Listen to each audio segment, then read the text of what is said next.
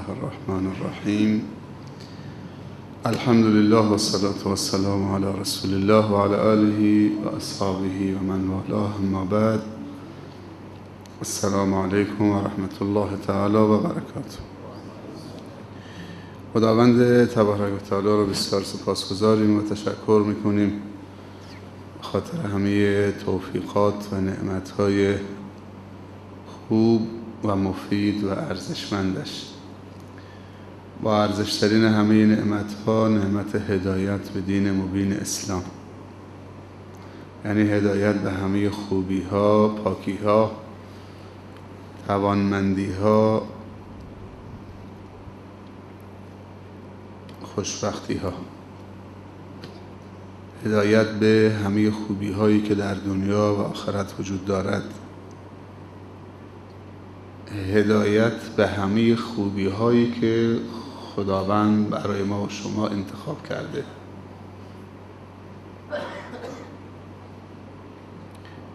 یکی از بیشمار خوبی‌های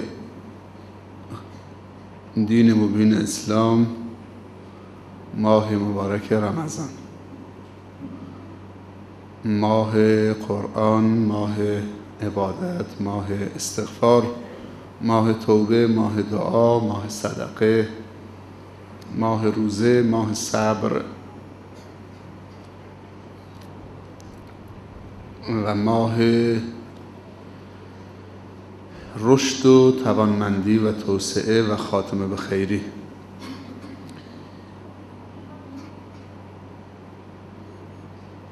بحثمون رو پی میگیریم با سرمایه هایی که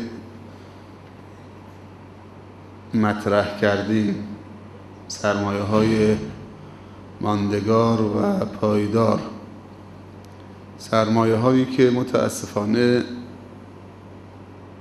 در تفسیر ما داخل نشده، در تفسیر ما و شما داخل نشده و مسلمان‌ها با دید یک سرمایه به اون نگاه نمی کنن، این سرمایه ها نگاه نمی کنن و به حساب نمی آورن. یکی از این سرمایه ها گفتیم هر زمانی که از مخلوق احساس خطر کردید، پناه ببر به خالق عظیم. الله عظیم، هیبت خداوند رو در دل جلوه بده تا هیبت مخلوق کمرنگ بشود. متوسل بشو به این جمله با اعتقاد و باور و با هدف. حسبنا الله نعم الوکیل نعم المولا و نعم النصیر. نتیجه چه خواهد شد؟ و من یتوکل علی الله فهو حسبه. کسی که بر خدا توکل بکنه خدا براش کافیه. این یک آیه دیگه هست که خود را در پناه خدا قرار دادن چه چیزی رو برای انسان به همراه می آورد یا به ارمغان می آورد. و من یتوکل علی الله فهو حسبه. کسی که بر خدا توکل کند الله برای او کافی است. پس باید خداوند در نگاه ما خداوند عظیمی باشد که هیچ مخلوقی با هر هیبت و عظمتی که وجود داشته باشد در مقابل عظمت خدا موجودی که قابل ذکر باشد نیست. الله اکبر، تمام شد و رفت. ما دون الله همه اصغر. الله اکبر. چرا همه جمله های از آن بوی تعظیم خدا ازش میاد؟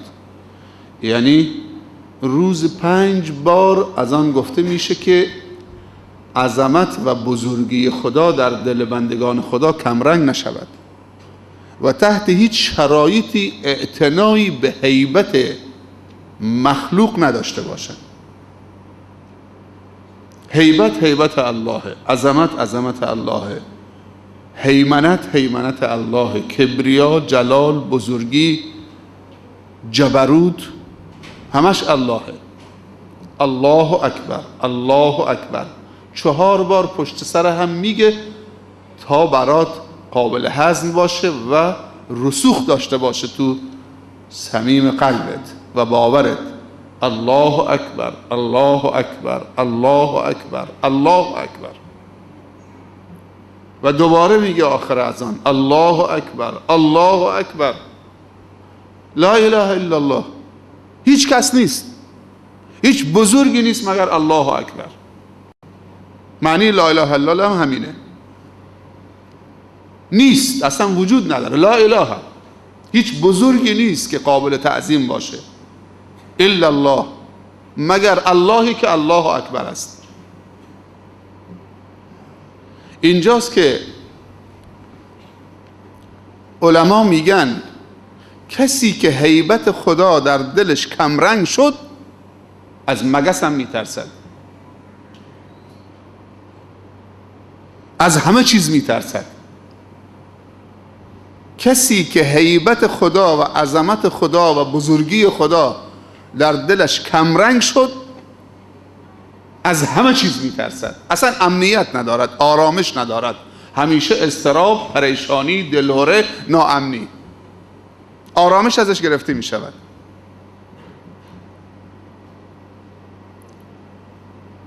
یا باید از خدا بترسید یا باید از همه چیز بترسید، امنیت نداشته باشید. انتخاب با خود ما و شماست. فرق بین خالق و مخلوق، سبحان الله، در ترس علما میگن از مخلوق اگر ترسیدی ازش متنفر میشید و پا به فرار میگذارید. محال است که از مخلوقی غیر از خدا بترسید آرامش پیدا بکنید، نفرت پیدا میکنید، پا به فرار میگذارید. چون این ترس طبیعی نیست. ترس از مخلوق سازگاری با سیستم بنده خدا ندارد. ترس از خالق است، اون در قالب خودش است. من و تو عبد خدا هستیم، ترس هم باید ترس خدا باشد.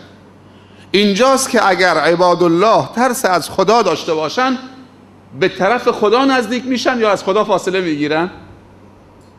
به طرف خدا نزدیک میشن، چون ترس طبیعیه. این ترس جریان ایجاد میکند که تو رو به خدا نزدیک بکند. سبحان الله. هرچی ترست، خوفت از الله بیشتر باشه، انست به الله بیشتر خواهد شد. میگن فلانی خدا ترسه، یعنی به خدا نزدیکه، ولی یه نفر خنجر گرفته دنبالت داره میدوه، ازش فرار میکنی، بهش نزدیک نمیشی، مانوس نمیشی، نفرت برات ایجاد میشه، چون ترس غیر طبیعیه. و این ترس محلی از اعراب ندارد. ترس غیر از خالق جز اضطراب، جز نفرت، جز ناامنی، جز پریشانی، جز پراکندگی، جز از هم فروپاشی چیز دیگر ندارد.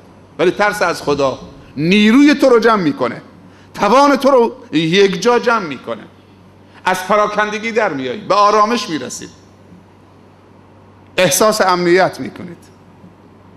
همون که گفتم فلیعبدوا رب هذا البیت الذی اطعمهم من جوع و آمنهم من خوف و من یتوکل علی الله فهو حسبه. همه از قرآن بگیم، چرا از کسی دیگه بگیم؟ همش آیات توحیدیه. ان الله یدافع عن الذین آمنوا. سبحان الله. یک آیه دیگه میگه هر کسی خدا ترس باشه خدا ازش دفاع میکنه، اصلا وارد میشه. ان الله یدافع عن الذین آمنوا. معیت خدا به همراهشه.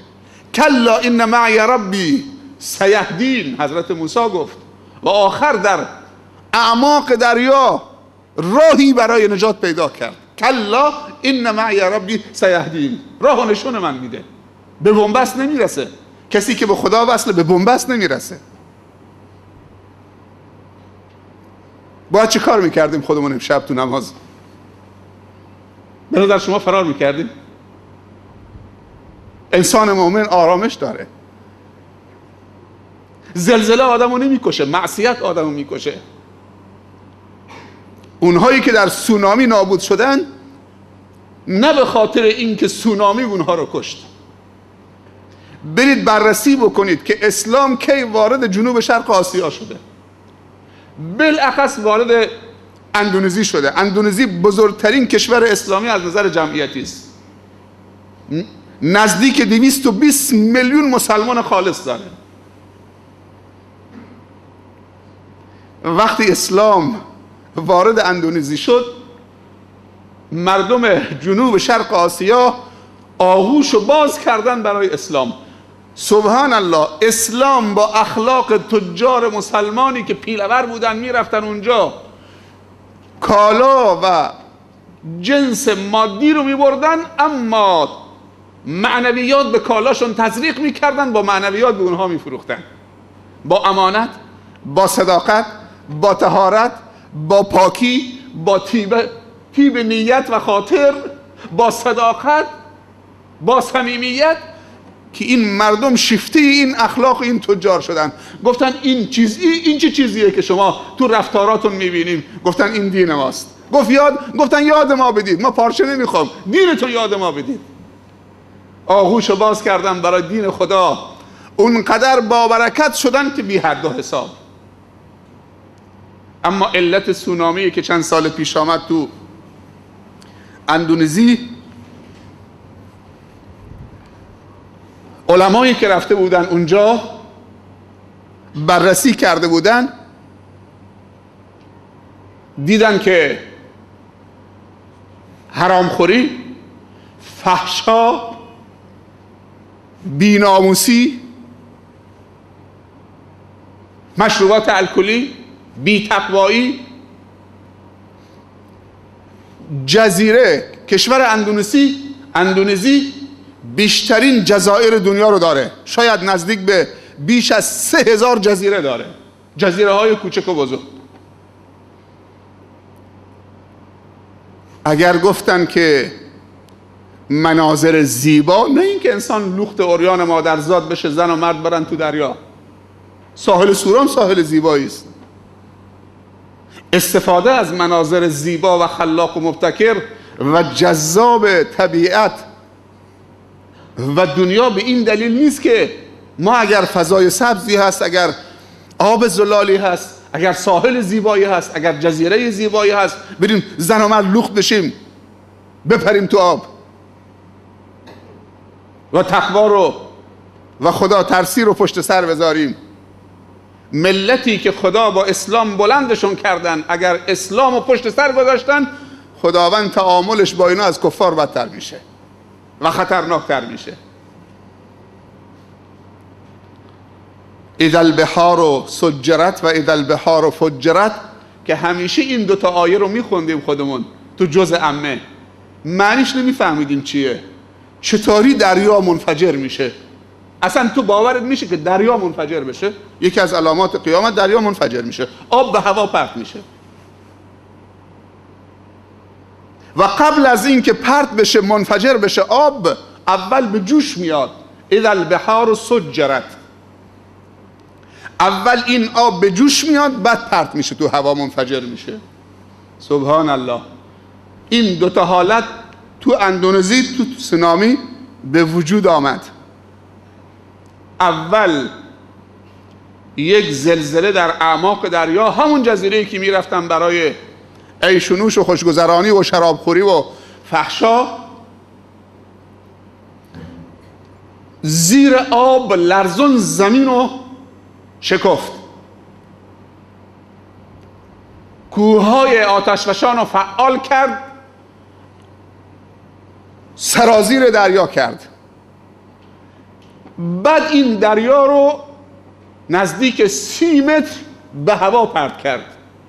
بعد با سرعت 800 کیلو در ساعت به ساحل پرت کرد. خوب دقت بکنید چه شد؟ در یه چشم هم زدن.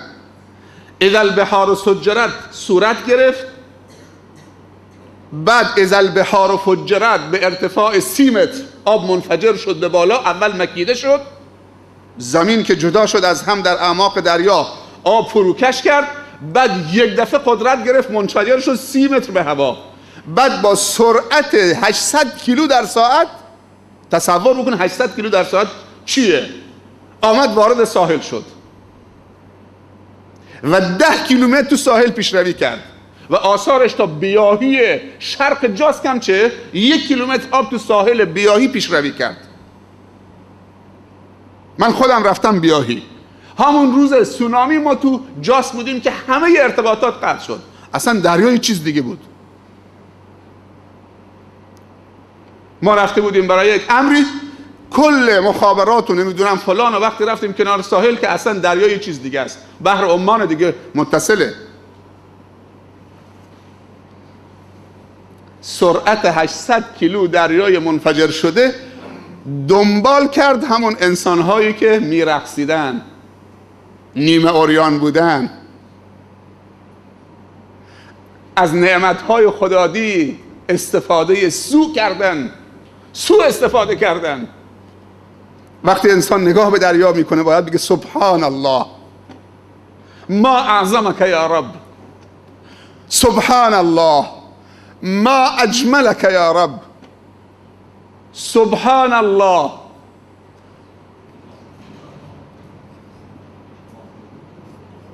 فقط توبه هست، چیز دیگه نیست.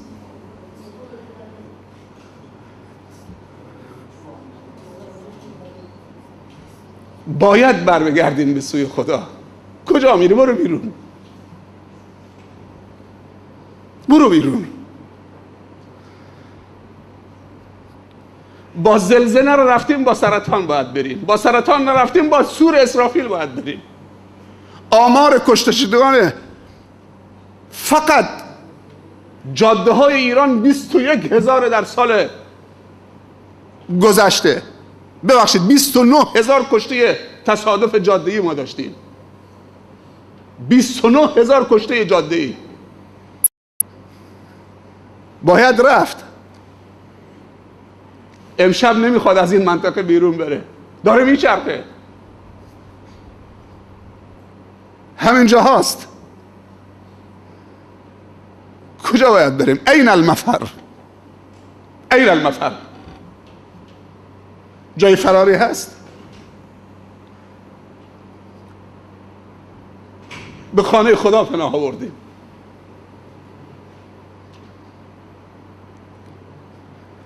اگر زلزله بشه در حال نماز بمیریم سعادتیه، ولی اگر در حال خماری بمیریم چی؟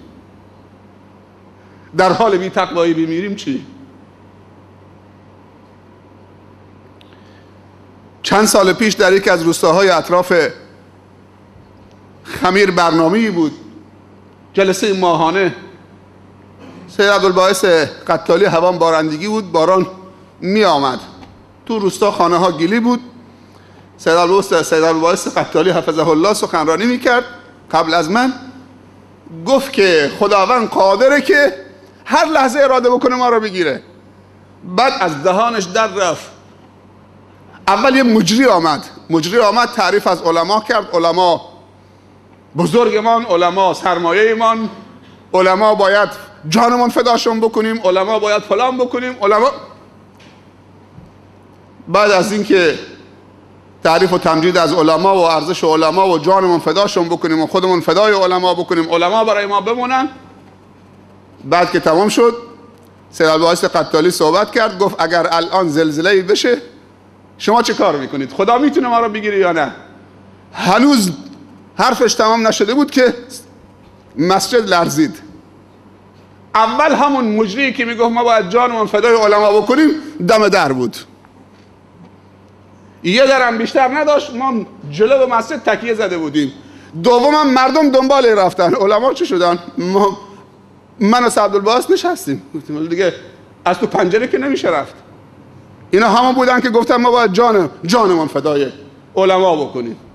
یوم یفر المرء من اخیه و امه و ابیه و صاحبته و بنیه.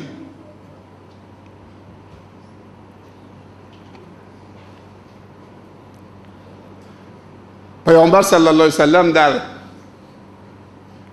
مکه، در مدینه، وقتی که مشکلی پیش می آمد، کسوف می شد، دگرگونی در جریان طبیعت پیش می آمد، صدا می زد الصلاة جامعه، پناه ببرید به نماز، اونقدر نماز طولانی بخوانید تا کسوف برطرف بشود. سوره بقره. اونقدر نماز طولانی بخوانید تا کسوف برطرف نشده به نماز پناه ببرید. اگر خسوف میشد به نماز پناه میبرید. اگر قحطی و بارندگی نمیشد الصلاة جامعه، نماز استسقا.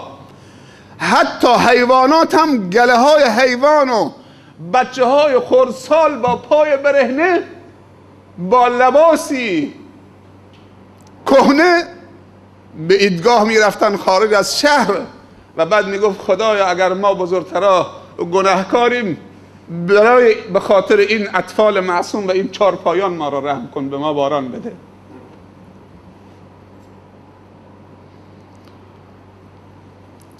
وقتی که مصیبت و مشکلات زیاد میشد و بلاها، دستور میداد تو هر 5 نماز صبح و ظهر و عصر و مغرب و عشا، تو هر 5 نماز قنوت بخوانن. تو هر 5 نماز قنوت بخوانن تا بلا رفع بشود. زلزله قبلی 4000 خانه در جزیره خراب شد. هنوز خیلی ها خانه هاشون تکمیل نشده، سقفش گرفتن، ستون با سقف، پول نداشتن. و این زلزله بعدی دوباره 1200 خانوار تقریبا آسیب دیده، تو خیمه هستن. تو همین مسجد گفتم کمک بکنید، چند روز گفتم کمک بکنید، فقط 700,000 تومان آوردن. به چند نفر من بدم 700,000 تومان؟ یخچال و کولر و خانه و زندگیشون همه رفته. به نظر شما به هر خانواده 100,000 تومان بدم دردش دوا میکنه؟ یا نفر 1000 تومان بدم، همینطوری که زکات میدیم در خونه صف کشیدن، 1000 تومان 1000 تومان 1000 تومان. دوست دیشب گفت اون مبلغی که جمع شده فرستادید، برای کی بفرستم؟ برای 7 نفر؟ اگر 120 میلیون تومان جمع بشه میتونیم به 1200 خانوار که آسیب جدی دیدن هر خانواده 100,000 تومان بدیم. 120 میلیون تومان. لا یسمن ولا یغنی من جوع. اگر نفر 1 میلیون تومان هم بدیم دردشون دوا نمیکنه.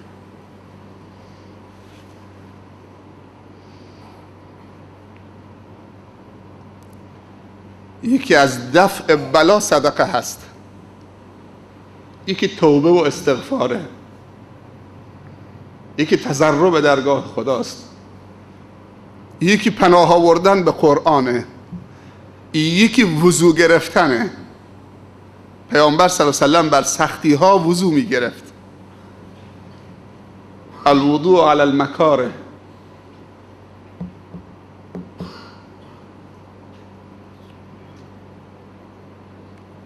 لا حول لنا ولا قوة الا بالله. نه توانی داریم نه حرکتی داریم مگر خدا.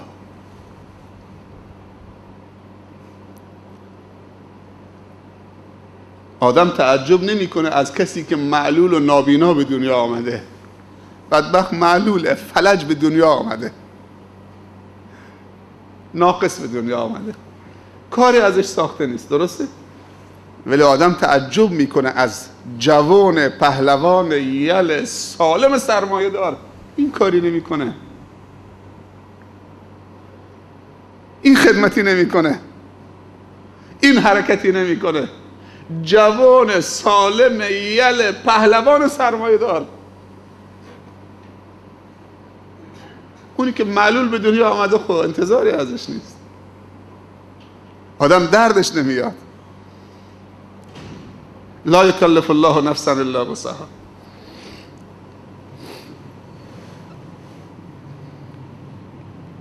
باید توبه بکنیم از گناهان و به فکر برادران و خواهرانمون باشیم و فقرا و مظلومین رو فراموش نکنیم.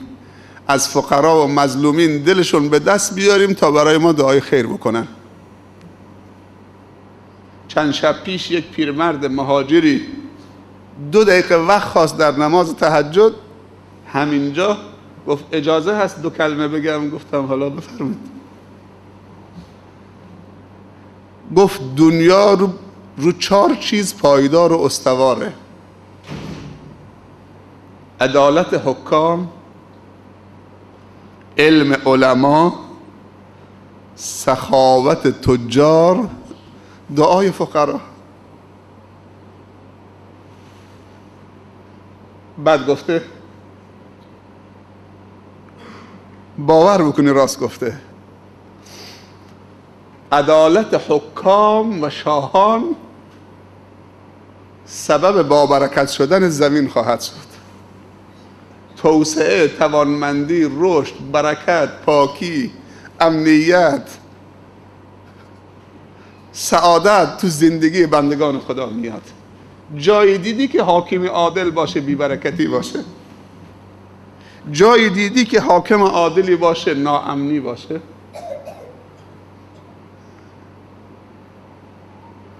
علم علما، جایی دیدید که علما انجام وظیفه کردن، خودشون رو وقف تعلیم و تربیت مردم کردن که جهل رو از جامعه دور بکنن، اون جامعه توسعه پیدا نکرده باشه، اون جامعه رشد نکرده باشه؟ هو الذی بعث فی الامیین رسولا منهم یتلو علیهم آیاته و یزکیهم و یعلمهم الکتاب والحکمه و ان کانوا من قبل لفی ضلال مبین. آباد شدن.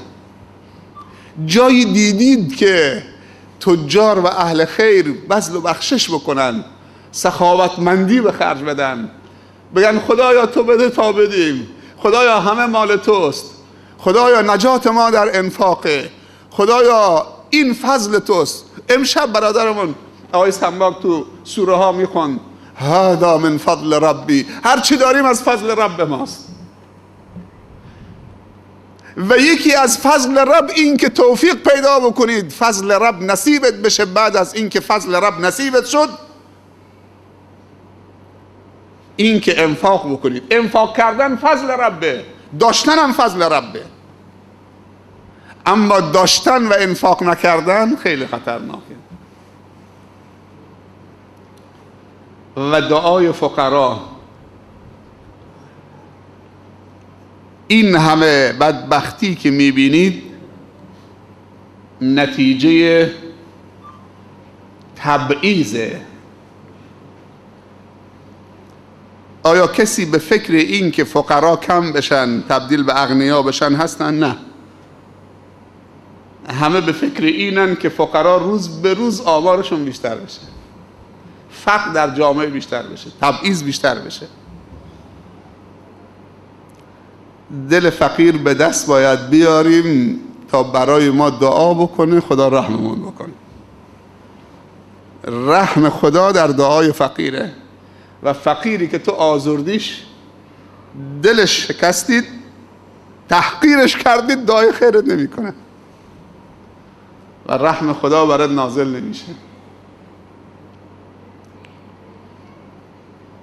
از حوصله همین شما تشکر میکنم، همتون رو به خدا میسپارم. ولی الحدیث بقیه. فردا شب انشالله در باره سرمایه دیگر انا لله و انا الیه راجعون صحبت میکنیم. اینم یه آیه قرآنی است. 2 شب درباره حسبنا الله نعم الوکیل نعم المولا و نعم النصیر.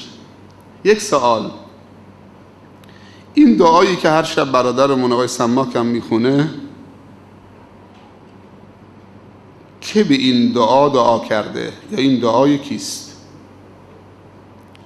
لا اله الا انت سبحانك انی کنت من الظالمین. کی میدونه؟